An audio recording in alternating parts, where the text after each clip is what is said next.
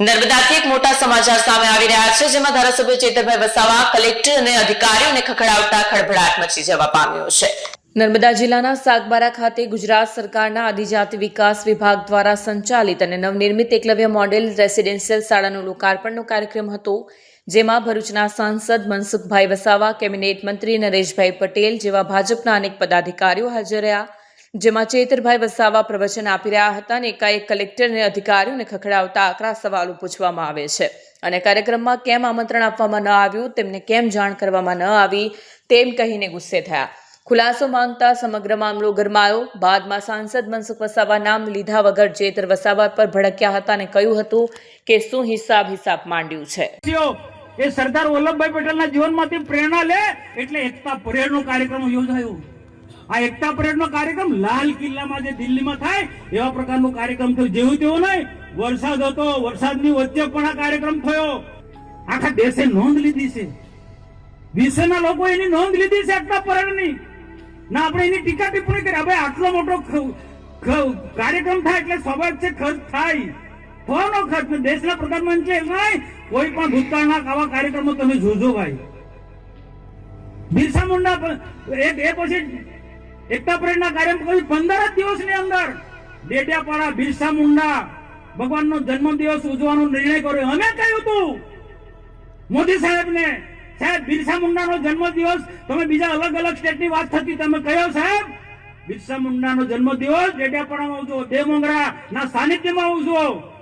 અમારી વાત સાંભળીને અહીંયા 15 દિવસમાં નિર્ણય કર્યો કે ડેડિયાપાડામાં બિરસા મુંડા જન્મજયંતિનો કાર્યક્રમ ઉજવવો છે। બાકી આ કાર્યક્રમ આસામમાં બનતો હતો, 1 લાખ, 1.25 લાખ, 1.5 લાખ લોકો આજે 2 ટાઈમ જમાડ્યા આદિવાસીઓને। કેમ ભાઈ આદિવાસીઓને જમાડ્યા એનો હિસાબ માંગો, તમે એનો હિસાબ માંગો છો ને? એ દેવમંગરા ત્યાં ગયા, ત્યાં પણ 3 હેલિપેડ બન્યા। સ્વાભાવિક છે, પ્રધાનમંત્રી છે ભાઈ, સન્માનીય નેતા છે, એના માટે હેલિપેડ બને।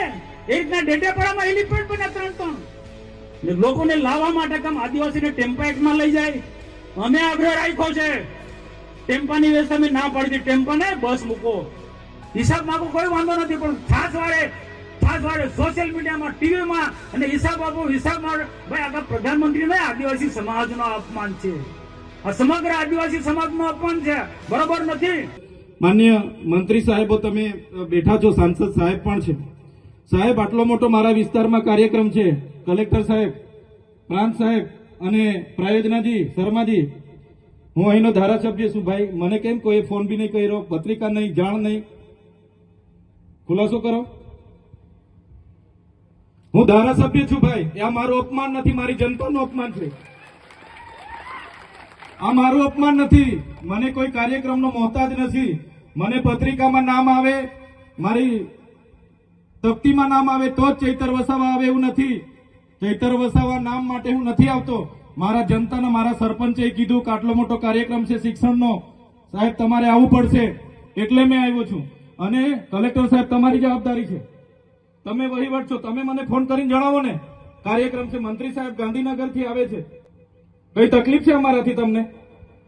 પ્રાયોજનાજી, શર્માજી, તકલીફ આપતો તો કેમ ભાઈ તમે અમને જાણ નથી કરતા, કેમ આમંત્રણ નથી આપતા?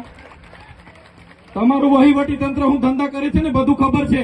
હમણાં મોદી સાહેબ આવ્યા હતા, ખર્ચો થાય ભાઈ, 8-10 કરોડ રૂપિયાનો ખર્ચો થાય। તમે દેવમોગરામાં ડેકોરેશન માટે કલેક્ટર સાહેબ 16 કરોડ રૂપિયાનો અમારા આદિજાતિ બજેટમાં ખર્ચો પાડ્યો છે।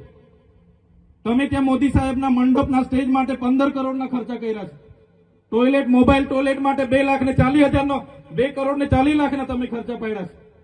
નાસ્તા માટે 2 કરોડ ખર્ચા પાડ્યા છે, તમે ડોમ માટે 2 કરોડ ખર્ચા પાડ્યા, ચા માટે 2 કરોડ ખર્ચા પાડ્યા, બસ માટે 2 કરોડ ને 71 લાખ રૂપિયાનો ખર્ચો પાડ્યો। કેમ? અમે સવાલ પૂછીએ એટલે તમને નડીએ છે? તમારા મનમાં ધુમાડો હોય તો કાઢી નાખજો ભાઈ, બરાબર છે? આ જનતાના ટેક્સના પગારે આપણે બધા છે, આ જનતાના ટેક્સનો પગાર મને પણ મળે છે, તમને પણ। કલેક્ટરથી તલાટીથી લઈને કલેક્ટર સુધીના બધા તમે નોકર છો, અમે બધા સેવક છે। આ લોકોએ જે પણ કે અમે પ્રતિનિધિ છે, અમને અધિકારો આપ્યા છે, તમે અમને કેમ અહીંયા બોલાવ્યા નથી? ના સાહેબ, અમારે વિદ્યાર્થીઓ અમે કેવું પડે છે, અમને કઈ, તમે દર વખતે ચિકદામાં કીધું, દર વખતે આ જ પ્રશ્ન ઉભો કરો છો, દર વખતે આ જ પ્રશ્ન ઉભો કરો છો। ઓ ભાઈ, ધારાસભ્ય છું, લોકોએ મને ચૂંટ્યા છે, મને આમંત્રણ જોઈએ ભાઈ. આ કોઈના પૈસાથી આ બિલ્ડિંગ નથી બની, તમારા ઘરના પૈસાથી બની છે. અરે વિષય પર તો મને આમંત્રણ કેમ નથી આપ્યું? મને જાણ કોઈ એક ફોન કેમ નથી કર્યો? કેમ ભાઈ? અમે ધારાસભ્ય ચૂંટાયેલા છે, લોકોએ અમને અધિકાર આપ્યા છે, અમારો અવાજ તમે દબાવવાની વાત કરો છો. અમને કેમ નથી આમંત્રણ આપ્યું? તમે તમારે આમંત્રણ આપવું જોઈએ ને અમને. ઓ ભાઈ, બંધ કરી દેવાડો, મારા અધિકાર છે ભાઈ. તમે અહીંયા આવો, બંધ કરી દે એટલે આમંત્રણ કેમ નથી? બંધ કરી દે એટલે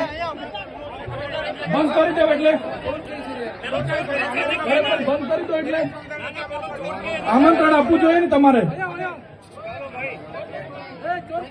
અમને તમે આમંત્રણ કેમ નથી આપ્યું ભાઈ? અમે ચૂંટાયેલા ધારાસભ્ય છે, અમને એક ફોન કોઈનો આવ્યો નથી. કલેક્ટર સાહેબની જવાબદારી છે.